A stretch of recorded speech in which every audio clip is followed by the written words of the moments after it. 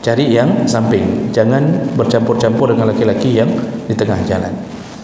Fakanatil mar'ah, semenjak Nabi mengatakan itu, fakanatil mar'ah taltasiqu bil jidar hatta inna sawbaha la yata'allaq bil jidar min lusuqiha bihi. Jadi semenjak Nabi mengatakan itu, perempuan-perempuan setelah itu keluar dari masjid, mereka memepetkan dirinya ke samping-samping jalanan, sampai pakaian-pakaian mereka seakan-akan lengket di dinding-dinding tembok di samping jalan. Yang mau lihat anak perempuanku, lihatlah. Dia tidak marah lagi. Isterinya goyang-goyang di depan TikTok, dia tidak marah, Pak. Kenapa? Yang penting peng tamang ni. Sekali goyang dapat 1 juta, sekali goyang dapat 1 juta. Peng tamang buat TikTok. Tidak ada rasa marah. Kalau kita masih belum ada sifat dayus, begitu tahu. Assalamualaikum warahmatullahi wabarakatuh. Banyak sekali pertanyaan jamaah, Ustadz kasih kami channel untuk kajian anak-anak muda. Di antara anak muda berasal dari Aceh, luar biasa, channelnya Maulizul Akbar Nat. Tonton, subscribe, like, share, komen. Assalamualaikum warahmatullahi wabarakatuh.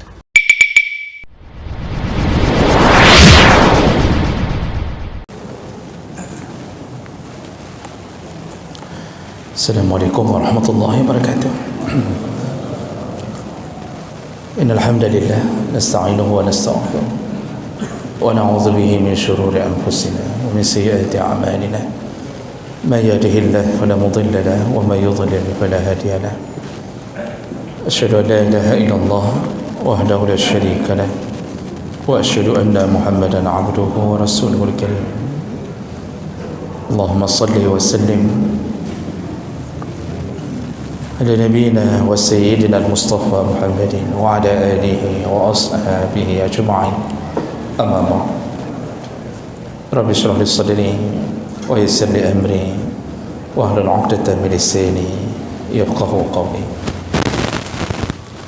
Segala puji bagi Allah, kemudian salawat dan salam pada Rasulullah, pada keluarga dan seluruh sahabat-sahabatnya yang Allah muliakan insyaAllah. Bapak-bapak, ibu-ibu, jamaah salat maghrib dan Aisyah, dan semoga kehadiran kita tercatat di sisi Allah Subhanahu wa ta'ala. Bapak ibu yang Allah muliakan, kita masih berada di dalam bab yaitu tentang adab at-tariq, adab ketika berada di jalanan. Kita sudah bahas beberapa poin tentang adab-adab di saat kita berada di jalan, terutama kita ketika bermajlis di jalanan, duduk-duduk di jalanan. Dan yang sudah kita bahas di antaranya adalah menahan pandangan mata, lalu kemudian jangan menimbulkan kerusakan atau kemudaratan bagi orang lain, termasuk parkir, jangan sembarangan yang mengganggu orang. Jadi jangan membuat majlis yang membuat jalanan terganggu. Lalu menjawab salam, lalu kewajiban beramar ma'ruf nahi mungkar, wajib melakukan amar ma'ruf nahi mungkar. Lalu kemudian wajib memberikan pelayanan, yaitu menunjukkan jalan di saat orang bertanya atau memohon petunjuk bagi mereka yang tersesat di jalanan. Kemudian yang terakhir kita bahas di minggu yang lalu adalah i'anatul madlum, yaitu wajib menolong orang yang terzalimi. Jadi kalau sudah berada di jalanan, melihat ada orang yang terzalimi, maka wajib kita tolong. Dan barang siapa yang tidak mau menolong saudaranya, maka Allah akan buat suatu saat nanti dia pun akan berada di posisi yang sama, yaitu ketika dia butuh pertolongan, maka Allah akan membiarkan orang-orang untuk tidak menolongnya. Itu berdasarkan hadis yang kita baca di pertemuan sebelumnya. Baik, kita lanjutkan masih adab di jalanan. Berikutnya adalah adamus siyar an-nisa fi wasatit tariq, yaitu hendaknya perempuan jangan berjalan di tengah-tengah jalan. Nah, ini tentang masalah keadaan perempuan yang berada di jalanan. Jadi pada dasarnya perempuan itu sebaiknya tidak banyak berada di jalanan yang tempat itu tempat berkumpulnya para lelaki. Dulu di masa Nabi SAW diceritakan oleh Abi Asid Al-Ansari radhiyallahu anhu annahu sami'a Rasulullah sallallahu alaihi wasallam yaqul wa huwa kharijun minal masjid. Jadi ketika Rasulullah sallallahu alaihi wasallam pada suatu waktu keluar dari masjid, dan ternyata di luar masjid fakhtalat ar-rijal ma'an nisa fi at-tariq. Jadi laki-laki yang baru keluar dari masjid ternyata bersamaan dengan perempuan yang juga baru keluar dari masjid. Lalu terjadilah ikhtilat. Ikhtilat sudah bercampur baur. Itu padahal kondisinya keluar dari masjid Nabi. Di hadis ini juga menyebutkan dari dulu perempuan itu sudah ada yang salat di masjid. Jadi jangan kira perempuan terlarang menuju ke masjid, tidak. Namun kalau si perempuan merasa kedatangannya akan menimbulkan fitnah, maka di saat itu salatnya di rumahnya lebih utama daripada dia menuju ke masjid. Dari itu hadis Nabi, salatnya perempuan di ujung, di sudut bahagian rumahnya lebih utama daripada salatnya di ruang tamunya. Gitu kira-kira terjemahannya. Dan salatnya di ruang tamunya lebih baik daripada salatnya di depan pintu rumahnya. Dan salatnya perempuan di depan pintu rumahnya itu masih lebih baik, kata Rasulullah, daripada salatnya perempuan di masjid. Nah, ini kemudian disalah tafsirkan oleh sahabat ketika mendengarkan hadis ini pertama, sehingga ada sahabat dalam riwayat menyebutkan bahwa mereka melarang perempuan ke masjid. Jadi seperti Bilal bin Rabah itu berdiri di pintu masjid, lalu semua perempuan yang ke masjid disuruh pulang. Dan akhirnya Nabi datang dan Nabi mengatakan, kenapa engkau suruh pulang? Lalu Bilal mengatakan, ya karena engkau mengatakan perempuan lebih bagus salat di rumahnya. Kata Rasulullah, la tamna'u ima'akum lil masajid. Jangan larang perempuan-perempuan menuju ke masjid, kecuali mereka dengan kedatangannya menimbulkan fitnah. Makanya kalau kita buka bab fikih tentang keluarnya perempuan ke masjid, 4 mazhab itu mengatakan bahawa kalau kategori perempuan itu sudah tidak menarik, sudah tidak menarik, al-ajuzah, sudah lemah, tidak menarik lagi, katuha sudah nenek-nenek, kalau orang melihatnya memang enggak ada lagi daya tarik, hanya syahwat, tidak lagi syahwat. Ini golongan ini 5 waktu boleh ke masjid, 5 waktu ke masjid, tidak masalah. Makanya nenek-nenek itu silakan datang, subuh datang, begal aja nak mau begal lagi. Perampok begitu lihat nenek-nenek nak mau begal lagi, karena sudah tahu ini tidak menarik. Kemudian nanti paling kalau ada uang pun, uang dibulit-bulit di dalam di dalam satu sapu tangan, ditaruh dalam kantong. Waktu dirampok pun paling isinya sudah capek bungkus-bungkus uang-uang koin itu, paling isi nama 30 ribu. Ini perampok pun malas mengganggu nenek-nenek. Ini sepakat para ulama 4 mazhab mengatakan itu tidak ada batas, silahkan ke masjid, tidak mengapa. Tapi dibuat catatan, termasuk mazhab Syafi'i membuat catatan, tetapi bagi perempuan yang masih menimbulkan daya tarik dan keadaan masjid bisa menimbulkan fitnah, maka makruh menuju ke masjid. Maksud menimbulkan daya tarik, kondisinya membuat dia terpapar pada laki-laki. Contohnya tidak terpisah, arti tidak terpisah, tidak ada penghalang yang baik antara laki-laki dan perempuan. Lalu tempat masuk pun bercampur-campur tempat masuk sehingga laki-laki bisa melihat perempuan. Kondisi seperti itu sebagusnya solat di rumah. Tapi kalau keadaan masjid hari ini insya-Allah tidak mengapa, karena beda tempat masuk, kemudian terjaga setelah dalam masjid, ya, bahkan kita pun tidak melihat keadaan mereka, bagaimana fisik mereka tidak terlihat, maka tidak mengapa.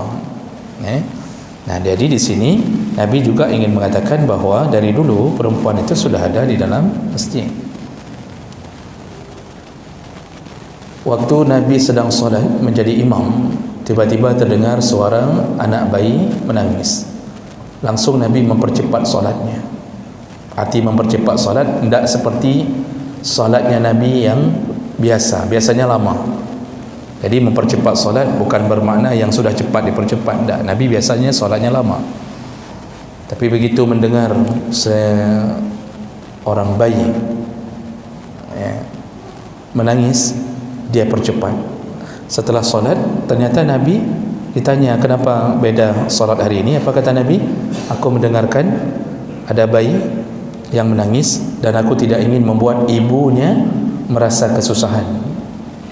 Nabi malah membuat sebuah keputusan mempercepat solat karena kasihan sama ibunya. Itu menunjukkan apa? Sudah ada perempuan dari dulu di dalam masjid, dan banyak hadis-hadisnya, Pak. Nanti juga ada hadis yang menyebutkan Nabi berdiskusi, lalu ada seorang perempuan bertanya kepada Nabi dalam majlis itu.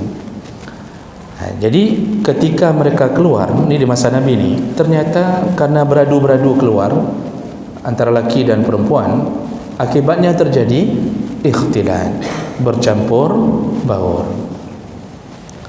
Lalu Nabi berkata, faqala Rasulullah sallallahu alaihi wasallam lin nisa.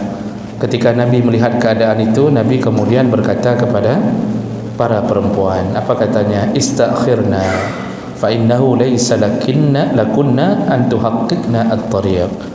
Kata Rasulullah, mundurlah yang perempuan, mundur, kata Rasulullah, karena kalian tidak berhak antuhaqqiqna at-tariq, kalian tidak berhak untuk memenuhi jalanan, kata Rasulullah. Maksudnya jangan bercampur baur dengan laki-laki, jangan jalan di tengah jalan, kata Rasulullah.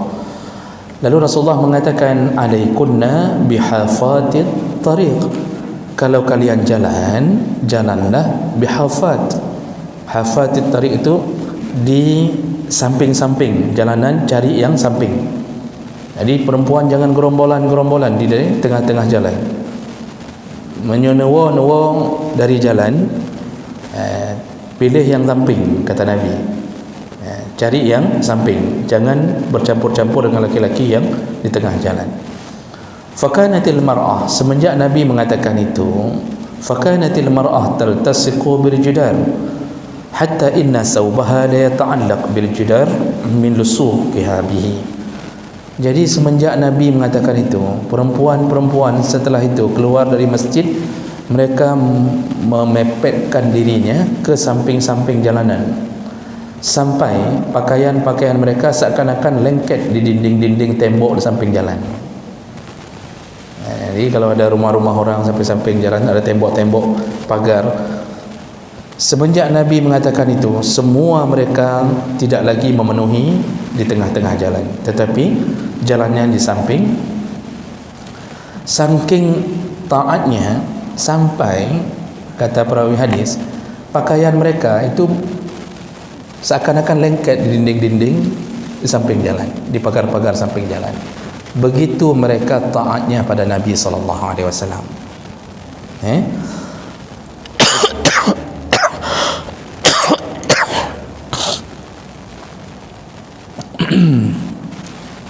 Ini hadis riwayat Abu Daud dengan derajat yang sahih. Lalu kemudian dalam hadis yang lain Rasulullah mengatakan, laisa linnisa wasatat tariq, perempuan itu jangan berada di tengah-tengah jalan. Ini semua nasihat-nasihat Nabi kepada perempuan, jangan banyak berada di tengah jalan. Walaupun posisinya adalah diizinkan berjalan, tetapi benar-benar disuruh jaga jangan sampai terjadi fitnah. Salah satu fitnah terbesar adalah bercampur baur dengan laki-laki. Ini agama kita, Pak. Inilah syariat kita. Perempuan itu dimuliakan Allah dari semenjak kelahirannya, disanjung-sanjung oleh Allah dengan mengubah keadaan jahiliyah yang dulu menghinakan perempuan, lalu Allah balik keadaannya.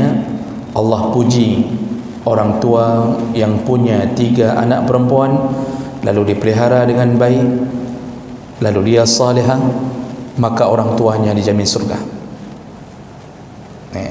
Kalau dulu jahiliyah kan, ketika mendapatkan anak perempuan, langsung wajah mereka merah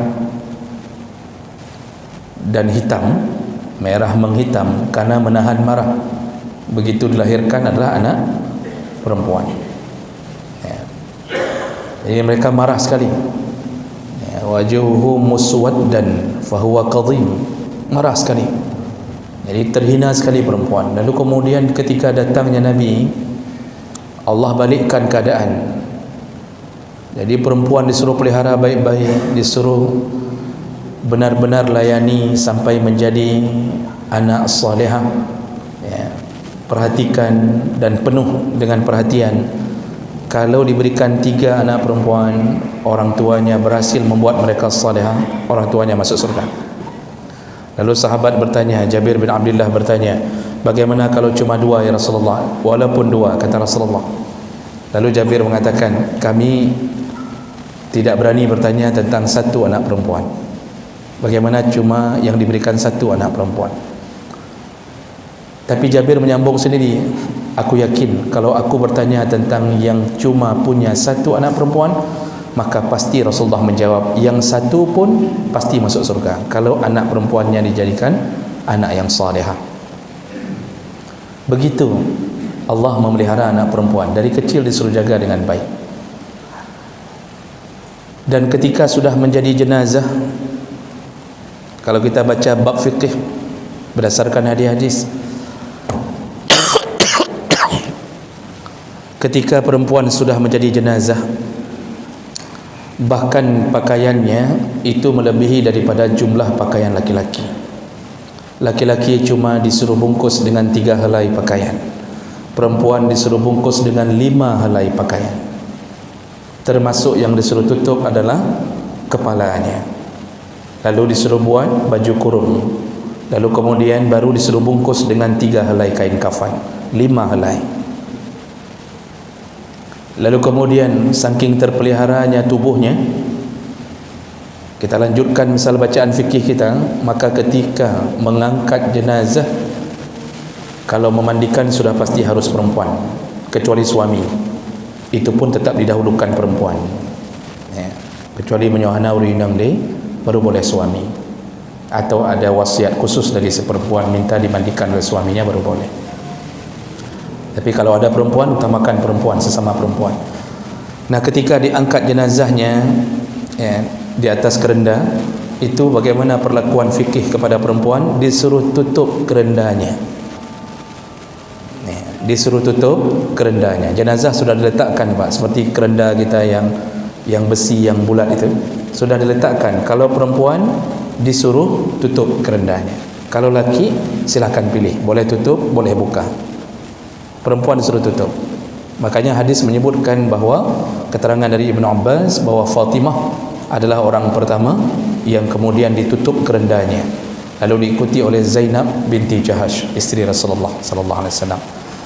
Untuk apa disuruh tutup padahal sudah terpakai pakaian, sudah dikafankan dan sudah tertutup semuanya, terbalut rapi dengan 5 helai tadi, tapi tetap ketika dibawa kerendahnya disuruh tutup agar tidak terlihat tubuhnya, padahal sudah kain kafan membalutnya. Begitu perempuan dimuliakan Allah, ya. Nanti waktu turunkan jenazah ke dalam liang kubur, maka yang disuruh adalah saudara-saudara mahramnya. Jangan turun dulu Tengku Imam kalau bukan saudara perempuan itu. Baik nak terendra nampak kecil. Jangan buat sesuatu yang tidak disuruh sama syariat. Kalau perempuan disuruh turunkan ke liang kubur, maka yang lebih utama menurunkan siapa? Yang boleh memegangnya di masa hidup. Siapa dia? Ayahnya, anaknya, abangnya, pakciknya kalau tidak ada orang lain. Sampai begitu syariatnya. Jadi jangan kita pula gara-gara ada perkumpulan ni, kami sudah satu tim di kampung yang biasa mengurusi jenazah. Itu perempuan, jenazah perempuan tidak boleh dipegang sampai mati. Bayangkan Bapak Ibu kemuliaan seorang perempuan.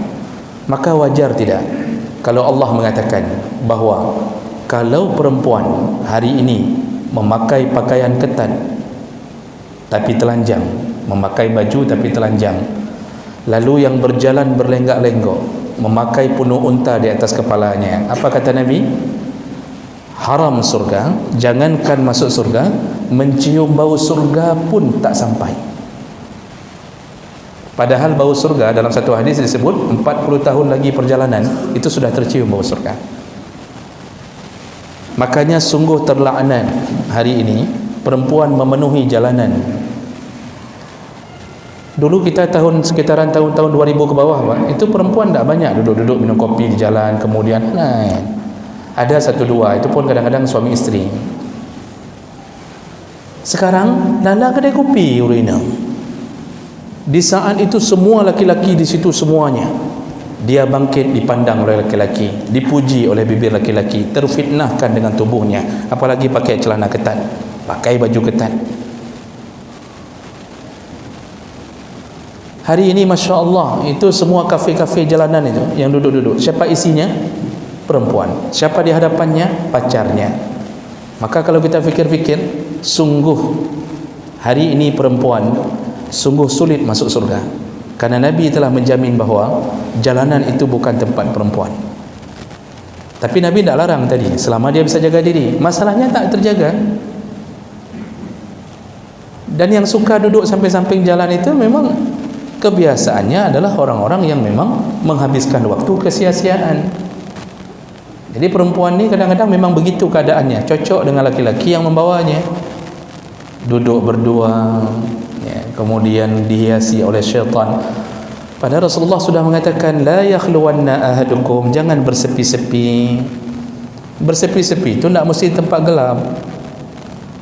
Bersepi-sepi itu tidak mesti pacaran di kuburan Cina. Bersepi-sepi itu satu meja berdua, walaupun di orang lain ada meja berdua juga, sama-sama berdua. Di sini dia sudah bersepi-sepi, Pak.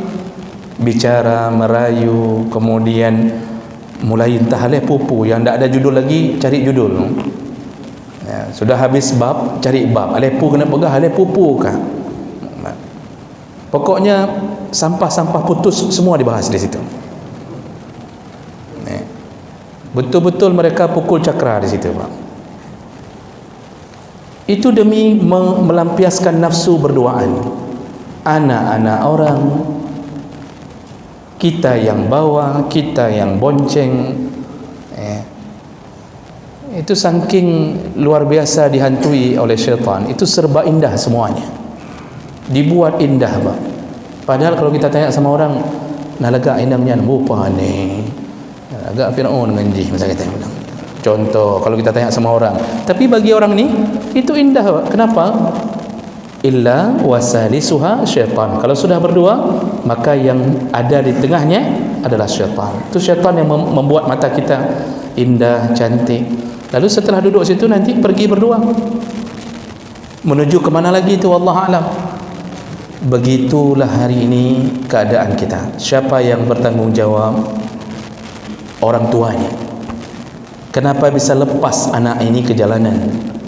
Kenapa anak ini bisa sampai dijemput oleh pacarnya tanpa ada gangguan dan hambatan? Ini aneh. Anak perempuan kalau kita didik dari kecil, Pak, kita pakaikan pakaian yang baik, jilbab yang baik, kita ajarkan, nak, ini haram, ini tidak boleh. Kamu nanti kalau suka sama laki, tunggu, pasti Allah kirimkan laki yang baik seperti dirimu. Itu kalau dari kecil terdidik, Pak. Maka dia untuk duduk saja, jangankan pacaran, dilamar saja malu, Pak. Jangankan pacaran, dilamar saja. Nah, ada yang lamar, siapa? Bang Taib. Memang Bang Taib udah pulang? Iya, baru pulang, nak. Ya. Itu saja udah malu, Pak. Dia orang inang orangnya maleh, anak bacupi. Subhanallah. Mana orang tuanya? Ya. Makanya Allah mengatakan haram surga. Siapa mereka? Salah satu dari 3 yang disebut Nabi. Yang pertama syirik kepada Allah, lalu durhaka pada orang tua. Yang ketiga adalah ad-dayyus. Ya. Dayyus, yaitu laki-laki yang tidak punya lagi rasa cemburu pada istri, pada anak perempuannya. Tidak ada lagi cemburu. Maksudnya dia, siapa yang mau lihat istriku, lihatlah. Yang mau lihat anak perempuanku, lihatlah. Dia tidak marah lagi. Istrinya goyang-goyang di depan TikTok, dia tidak marah, Pak. Kenapa? Yang penting peng tamang ni. Sekali goyang dapat 1 juta, sekali goyang dapat 1 juta. Peng tamang buat TikTok. Tidak ada rasa marah. Kalau kita masih belum ada sifat dayus, begitu tahu, kan kita tampar itu. Istri kita tampar, TikTok mengguling-guling. Itu laki yang belum masuk kategori dayus. Tapi kalau sudah masuk kategori dayus, dia tanya sama istrinya, padu menumpuk peng. Nah, si Bulin, 5 juta. Berapa follower sudah? Ada sekitar 10,000. 10,000 laki-laki bandot semua yang follower dia. Bangga ni, cerita sama orang di Nanglong, istriku, Masya Allah, itu mengpeng dari TikTok, luar biasa itu mengpeng. Apa kerjanya? Goyang-goyang.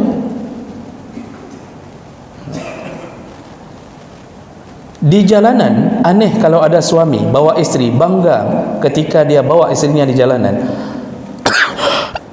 Lalu dinikmati keindahan tubuh istrinya oleh laki-laki lain.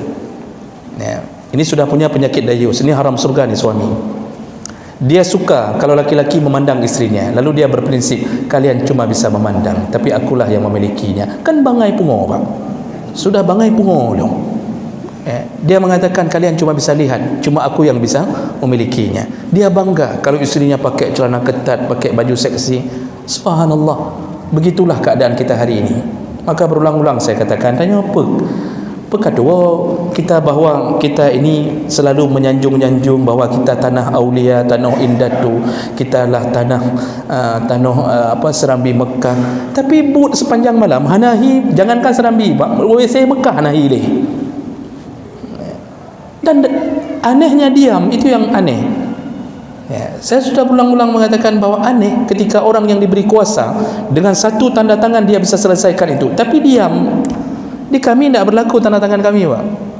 Kami cuma bisa memberi motivasi kepada orang-orang yang diberi kuasa. Satu tanda tangan, selesai urusan.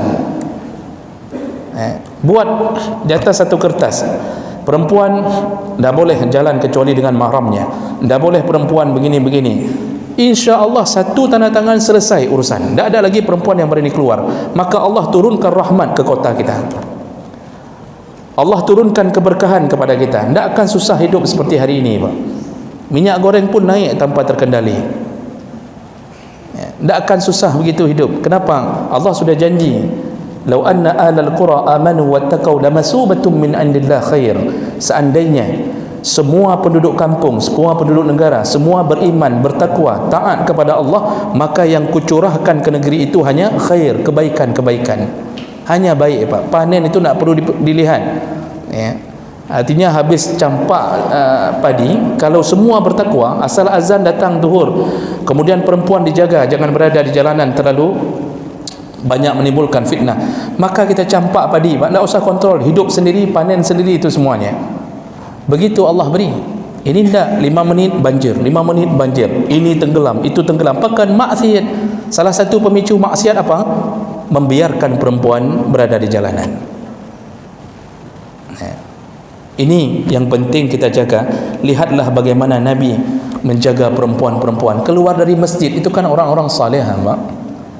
Tapi Nabi mengatakan, oh Rinang, kena yang samping, biar orang agam yang sebelah sini, jangan bercampur baur. Ini hari ini dalam semua lini, Pak. Buat acara bercampur baur laki-laki perempuan, buat PKA pergi menan, menjoget pergi menan, buat walimah perkahwinan pun tidak ada yang peduli dengan ikhtilat. Padahal ikhtilat, bercampur baur laki perempuan, itu sangat-sangat dicegah oleh Nabi.